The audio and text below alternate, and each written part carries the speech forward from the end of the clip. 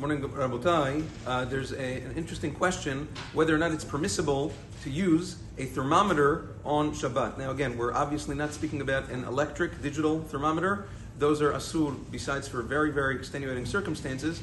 I'm talking about a regular manual mercury thermometer, where nowadays a lot of the companies stopped manufacturing mercury because it's very poisonous. They have other chemicals. The question is it mutar or asur on Shabbat to take a person's temperature using these thermometers? So Maran Zichron Bracha discusses this, first of all, in terms of the isur of measuring on Shabbat. You're never allowed to measure on Shabbat. The Chachamim were concerned that a person would come to do mekach or memkar, a person would come to do business. So over here, Maran Zichron Bracha says, there's no issue. First of all, Maran Shulchan Aruch writes that when there's need for a mitzvah, you're allowed to measure for a mitzvah. For instance, for a sick person who needs something, or to measure a mikveh to see if it has 40 se'ah, you're allowed to measure on Shabbat. So too, when a person's not feeling well, that's considered tzorech mitzvah to see what he needs. Another reason for leniency, he writes, based on the Marikash, is that you can only not measure something on Shabbat when you're doing it manually, by hand. Over here, the thing takes the temperature itself. You're reading what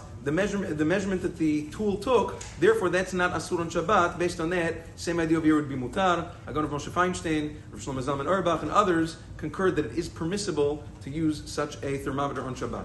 Nevertheless, Agon Shevet Levi writes that when you're done, let's say you need to take your temperature multiple times. When you're done, you're not allowed to shake it on Shabbat to get the mercury or the chemical back down. He says that's a problem of tikkun mana. That's repairing a vessel on Shabbat.